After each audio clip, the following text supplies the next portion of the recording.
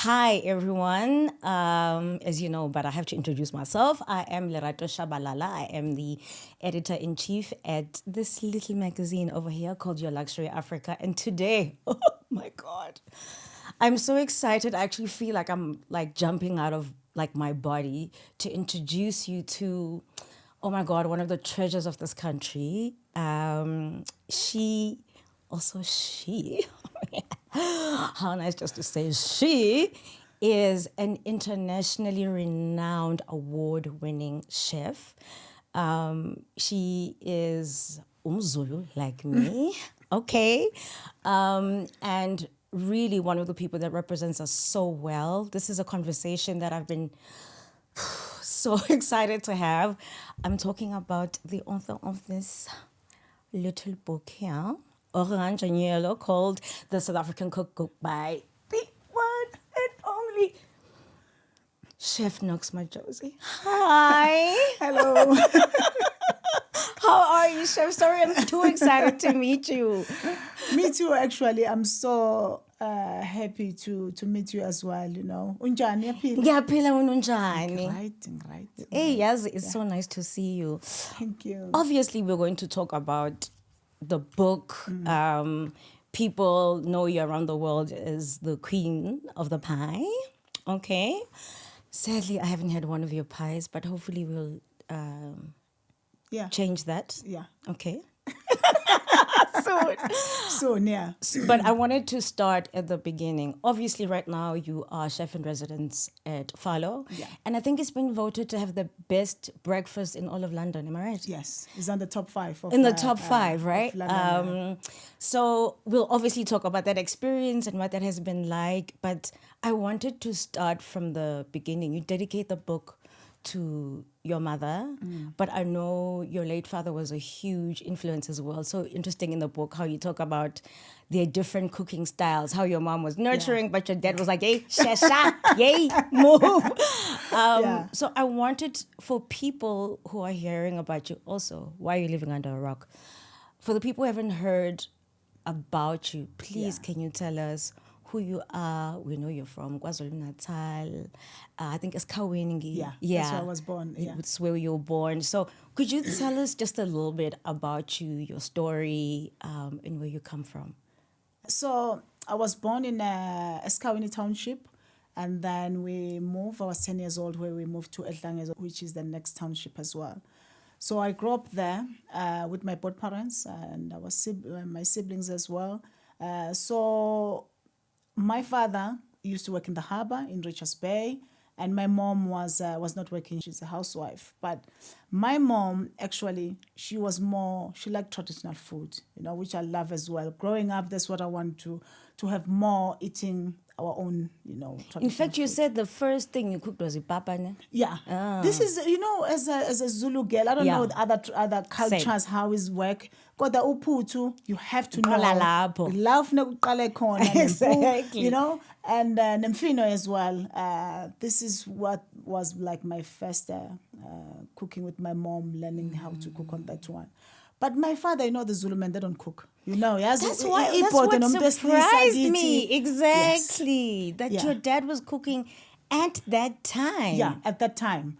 And it was surprising actually for the community as well. And he will never even if he's come home, there's something my mom that cook he didn't like, he will never ask why you didn't cook this one. He'll just go to the kitchen and make his own food. I stand a man with a plan. Yeah.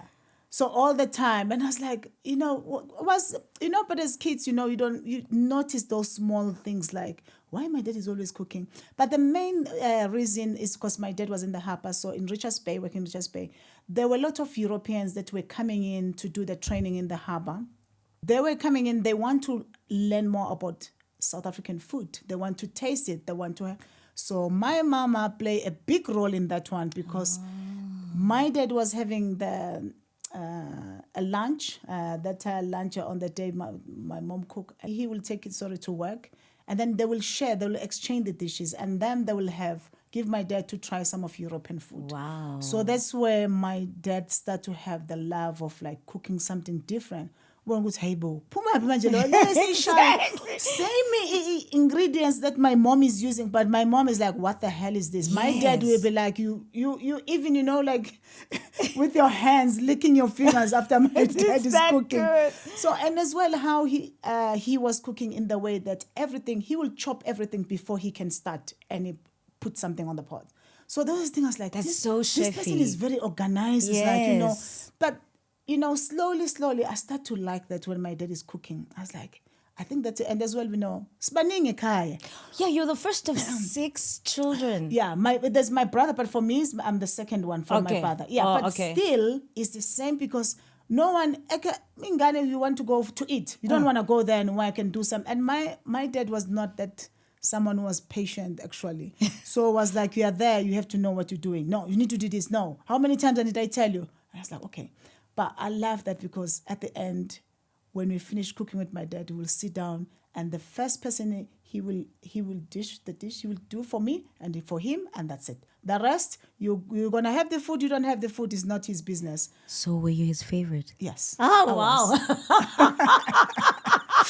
Yeah. How do your siblings, were your siblings okay knowing that you were like, Actually, it was obvious because no one want to come to the kitchen because they know my dad is going to be shouting and you have to be fast. Anything that you need to be now. It has to be now, not tomorrow. So for me, being there all the time was much better for my dad to have someone to assist. So I was like a sous chef actually for my dad, you know, in the kitchen.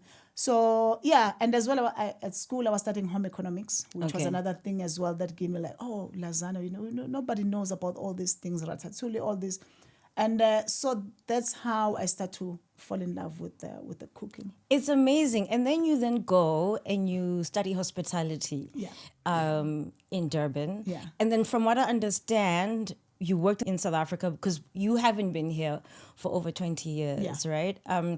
So then your father sees something. I think he saw for a job application. Saying they want chef. Saying they want chefs. Okay. Yeah. And so what did you think you were going to do before that point, before you started like going overseas? And yeah, because that time, so another thing is before that article came out, my dad, when I told him that I want to start to be a chef, was like a big no. Uyazi ukuthi sifuna abanesi, engineers, lawyers, uzongitshela ukuthi ufundela ukupheka. Who's going to support you? You know, especially for our culture, I should know, you know, how to cook. Something that our parents or the mothers are always there to teach us how to do that. And for me, I'm gonna waste money to go and learn how to cook pap and so I was like kind of. Everybody was actually making jokes because nobody knew that you can go and as a career be a chef. So even my dad said, no, I don't have money to pay for you to go to that career, you know, to do that. So that's where things I'm like, okay, my community is not there for me. My family as well is not there for me. But at the same time, you know, there are things sometimes they say, you know what, just go for it. Even when nobody else understands or supports you, like, do it. My dad also passed, but he said to me, journalists dawa. So you're gonna pay me back if you fail, you're gonna pay me back every cent because I don't want you to do this. Yeah. So it's, you feel like at the same time, but at the same time you like it, you want to do this one. But you know, I think it's the same thing. There was that thing that, you know what, just go for it. It's a calling. Yeah, but without even knowing, pardon me, I went, I studied, and I was so blessed because I got the bursary. So my all studies, I was doing very well. And this one was like, they can pay. I don't need to worry about the payment. You know, when it's come to money, hey. Yes. It's not that easy, you know. But I think that's where my dad started to look and the community as well to look. And then soon I finished, I got a job straight away. I worked for 2 years in the city. And then that's where, when I was about there, that's when there was this article saying they're looking for chefs. Okay. But my dad didn't even know what is a chef. Because even, like, what is a chef? What is a chef? Nobody know about those things. Because we say cooks. Yes. We don't say Yeah. I mean, now things have Now, changed, yeah. obviously. But Now those chefs- days was yeah, like I was you're just a cook. I'm a cook. I never said even I'm a chef because I Yeah. was like, oh, I'm learning to be a cook, you know. But that was when, and he's saying that Takli was saying it's overseas. The job is overseas, not even here. And that was the moment my dad actually started to be like, hold on a minute, you know, like this. I think this what you did is such a good career, you know. But Wow. yeah, and that's when Disney World was coming to South Africa Okay. for recruitment. Okay. Because they were having, in Florida, they were having this new resort that they were at Disney World. They were going to have inspired by African, the whole continent of Africa. So they were recruiting around Africa, and I was one of. So when they were in South Africa, they were looking for chefs and front of house because it's a new hotel.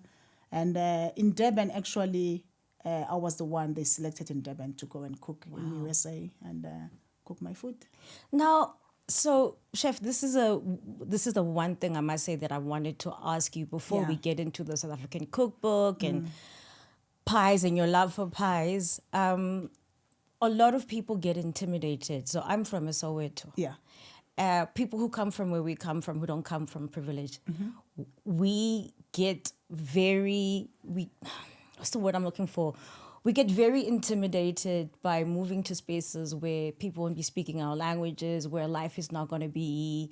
Did you have any of those feelings of, I don't even want to call it imposter syndrome because that's not right, but just leaving your home, leaving where you're coming from to pursue your dreams? What was that like for you at the time? How old were you? I'm assuming early 20s or something. Yeah, I was 22 when I left.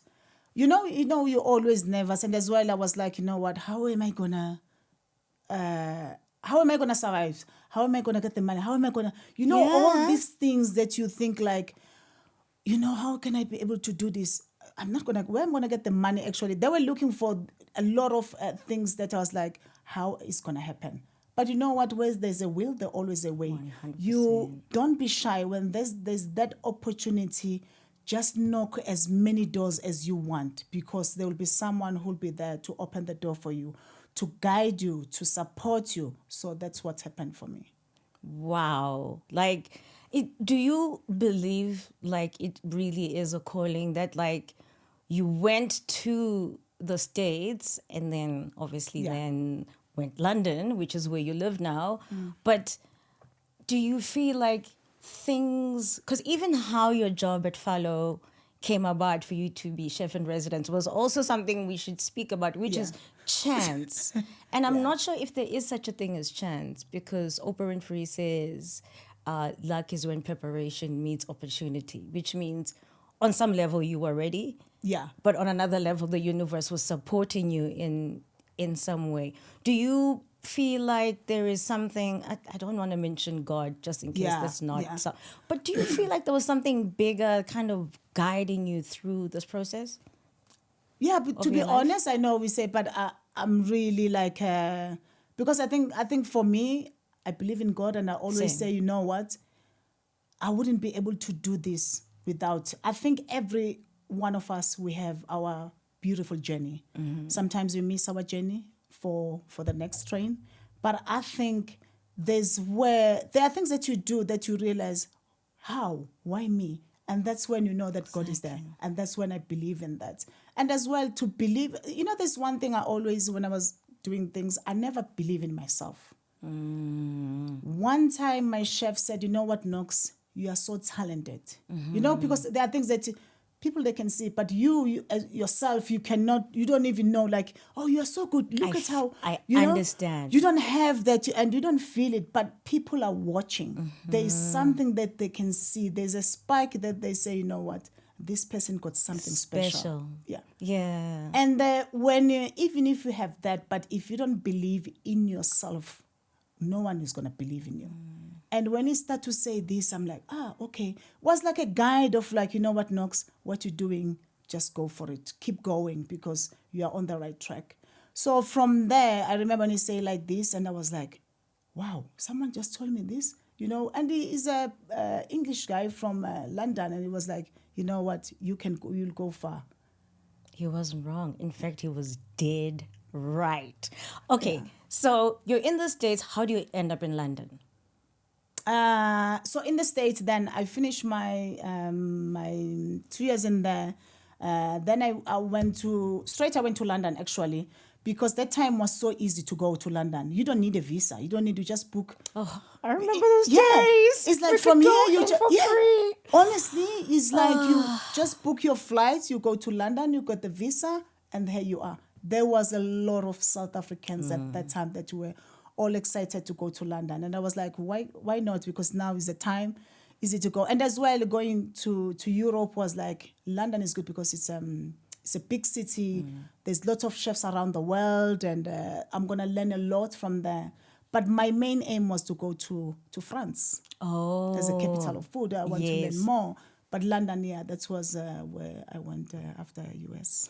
So how do you then end up at a place like Fallow? Like, how do you end up at such an incredible institution, knowing that London is a lot like being in New York? Everyone Yeah. from around the world is there. Everyone is hustling. Yeah. Everyone is trying to like make it, and Make the name, you're yeah. probably one of so many people who are trying to be chefs. So Yeah. how did your luck happen there? Actually, because when I went to, I was working most of the time I was working in the hotels, 5-star hotels, luxury, because I just want to have the experience. That was the main thing. Because when you're in the hotels, you always have those old school chefs that they still teach you everything. So that's where I do a lot of my 5-star working experience. And slowly, I see myself growing in there.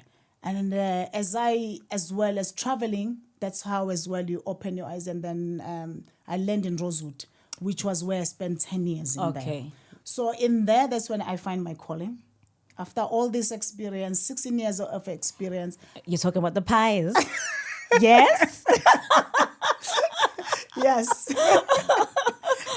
Yeah, and that's where I find my calling. So now, tell us about how the pie thing happened, because being South Africans, we love a good garage pie. Garage pie. It's Which is the best. right? Honestly. Truly. Someone's like, they asked me, like, Nokx, do you go to garage pie? I said, why not? 'Cause Exactly. garage pie is something It's- that I always want to know. I always check, actually, go to buy, because I want to see, are they still the same? Has anything changed? Although you can get other pies from like high end or Woolworths or other Pick and Pay or somewhere, or the pie shop. But I love the garage pie. It's I don't top know. tier. Yeah. It's top tier. So it's a very humble thing. How do you turn that into, obviously now you don't do garage pies, yours are fine dining, but how did you get to like, oh, not only do I enjoy pies, I'm actually like really good at making them? The pastry was not my thing. That's why I didn't even go to pastry kitchen or do something. I just was more with the food. But when there was one time we done a pie. Actually, that's how we started. There was a petit vier pie that we were doing, and petit vier is a lot of details. You need to, it's artistic. You need to do a lot of design using just your knife to create all these designs. I've seen those. Yeah. So my chef was like, when I was doing it, actually, I was in the moment. And I was like, I can be creative. I can be able to do this. Even when you're making the pastry mix, the pastry, the flour, that touch, that feeling of it, I don't know, it's really overwhelming. And that's where I started like, actually, I think I like this. It's something different. No one is going to shout. No one is going to crazy, the service, how the service kitchen, that pressure. No, I'm just on my own. I can be creative. I can design anything that I want. I can, there were so many things that came to when I started to do the pies, and we opened the pie room, and that's where it's all started. And can I tell you, I think you deserve to be the queen of the pie. So we're going to talk about this book, the South African Cookbook, which is published by Jonathan Ball. But I want to ask you, because we were talking about this before we started rolling. I saw, so one of my favorite shows on YouTube is Top Jaw. Yeah. I've been following them way before they were even on Apple TV with Gordon Ramsay. I just love how they go around the world and so I'm sitting at on my sofa at home, and they interview you like a month ago. I was like, what? And you were suggesting, like, they were basically saying, where do chefs go to eat? So can you tell me about Top Jaw and how that, like, happened? Yeah, I love Top Jaw. Actually, it's just one of those. You're always excited. What Time. is what the recommendation? Every time I'm just going, okay, who's there? So I left her and then I came to South Africa for like 6 weeks. After I left my job, Rosewood, and I was like, oh, it's time now to go back to London to find a job. I don't have a job. I need to find a job. And then Top Jaw was celebrating their 10-year anniversary, and I was invited. So 2 days I arrived in London, and there was this Top Jaw events. Everyone was excited. The whole city actually was buzzing because that event was like who's who in London, So went there, and it was my lucky day, I would say, because that's where I met the Fallow chefs. Yes. Wow. Like, it couldn't get any better. Like, look at that. I mean, that once again, it's like the alchemy of life, like the universe carrying you. Okay, so the South African Cookbook. I've had the pleasure, by the way, you are featured in this magazine. Thank you. Thank you for a great interview. I enjoyed reading your recommendations about where to go for breakfast, for lunch. So I have had the opportunity, obviously, to check the book out. And it's not just pies. It is South African recipes. You've given them your fine dining twist, but it's everything from breakfast to seafood to, like, all the amazing food that makes us such a unique nation. Can you tell me how the book came about? It's available, by the way, people. Please go buy. So actually the book, I'll start with the cover, how I get to this cover. So this cover actually, soon as I know that, I'm going to be writing a book, South African Cookbook. I remember I came to South Africa, and I was in Durban, and in the morning, I always like to see the sunrise. Okay. That golden hour. It's like so beautiful. It's orange, it's bright. And that's where I get that one. That color. Wow. And that's why I say Cape Town to Durban, but it was more like Durban to Cape Town. And as well, we are on the Indian Ocean, which is one of the best oceans as well in the world.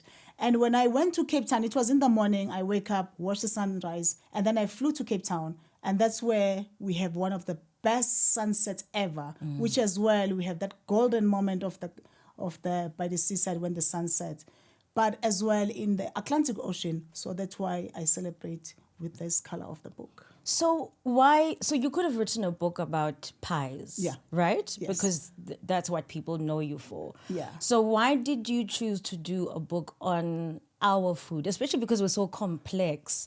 Obviously you have incredible pie recipes in here. Yeah. But why not stick to that? Why tell the story of your origin, of where you come from and your people? When I travel, I travel a lot, and I always look for something. Traveling, I was like, is any South African? Is anything that I become so curious, like, is anything? And as well, checking the books, the cookbooks. What is it that we have that the world are seeing about our food? There was nothing. You go New York, you're not going to find any, like, here is a book in the shelf that's talking about our South African food. So that's why I realized, actually, I think there's a huge gap in the way that the world doesn't know about our food. They know about wines, they know about politics and everything, but who can tell about our food, what we eat? And that's where I got inspired, like, it can be the beginning of it. But I think even in London as well, there's 1 or 2 restaurants that are South Africans, but not fully South African food. And that's where I got inspired. I want to write a book. I want people to know about our bold flavors of South Africa, our vibrant colors when we are cooking, our diversity when in terms of the food. So this is where it's all started, that you know what, it can be the beginning, but they have to know. So that's why I pick the recipes or the food. And as well, I want to tell them about my story, because my story begins in South Africa. So that's where I got that, you know what, my first cookbook I have to go home, and people need to know me from South Africa before they know me in London. I love that, and I love the fact that you've got personal photos, that you've got photos of like people at the harbour, and obviously because of your dad. But you've got ordinary people doing ordinary things in this book. But then you also have you with your family, and then obviously the stunning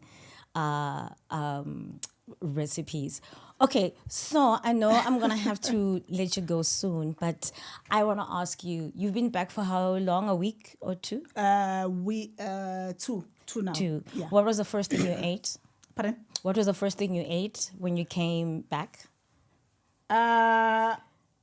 Whether it was at a restaurant, like, you know, when you don't live at home, there's always something that you want to have first to be like, so what was the thing that you was just like, I miss this at home and I wanted to have it? Actually, when I land in the airport in Joburg, before I take my flight, I went to Woolies, because that's where I'll get the pies. You know, the pies, they always just come out that time, 11 o'clock, 12 o'clock. They are getting ready for lunch for people.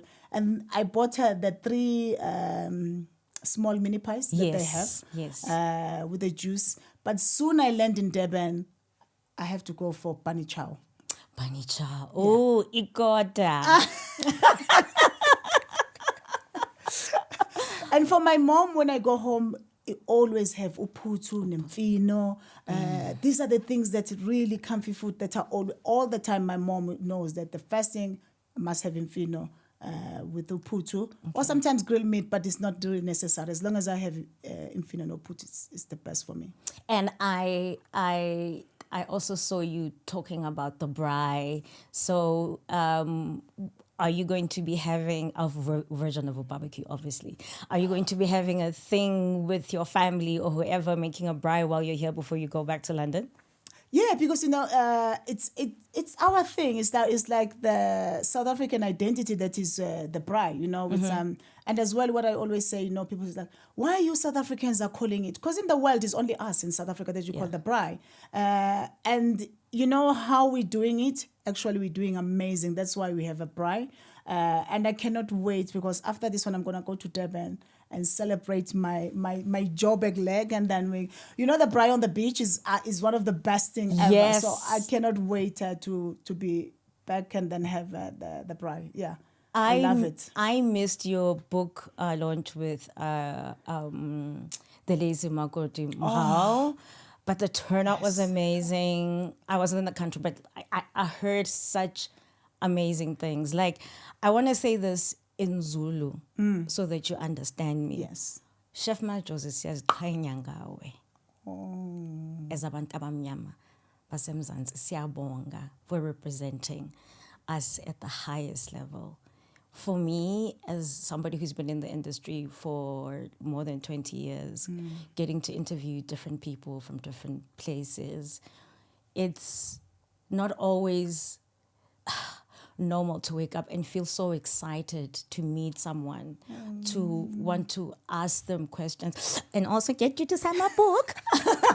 Because, by the way, thank you for also giving away signed copies of your book to our readers. It's going to be an heirloom in my family. So I just want to thank you for existing, for being excellent, for representing us as women, as African people, as Abezulu. Siyabonga. May the universe continue to give you more ascension, propel you, and know that there are so many of us who love you in this country. We absolutely love you. So no matter how well you do in London, you belong to us, okay? But yeah, ngibonga kakhulu, because actually there was a time I was just not sure ukuthi abantu bangazi nemzansi because yazi around the world people know me. You can go to anywhere, LA, Hong Kong, people they know Nokx. Kodwa manje I was worried. I wonder ukuthi South Africans, do they know me? Oh, we do. But slowly I start. But now yazi the warmth I got, yabo I felt ukuthi yazi uthini ekhaya bangazi. No way. And I'm proud of ukuthi yazi uthini with this, especially coming back now with the book, having that welcome and everyone is excited as much as I'm excited as well. But I'm so proud. The welcoming has been really overwhelming, and I thank you, everyone of the South Africans. You're amazing. Yeah. We love you. The South African Cookbook by Chef Nokx Majozi. She is chef in residence at Fallow in London. When you are part of your luxury, you might win this book, signed copy. Okay, I'm going to get my signed copy because it's special. But you have the chance to actually buy this for someone and share it with other people. By the way, Chef, let me just ask you, what is your handle? Where can people get a hold of you? So this one is, you can find it in the bookstores around South Africa, or online. You can Amazon, take a lot, and Woolworths, you can get it there when you're doing your shopping. Of course, I've seen you done stuff with Woolworths. And what's your social media for when people want to follow you? Or at the moment, it's just on my Instagram, which is Nokx Majozi, that they can be able to follow me. Or if even if they have a question or how I can be able to help you, or the way, I'm always there to answer if I can be able to answer. So look at you being generous. So follow Chef Nokx Majozi as well as your luxury _Africa. My name is Lerato Shabalala. Thank you so much for joining me for this special conversation. The book is called The South African Cookbook, published by Jonathan Ball. And we'll see you soon. Bye.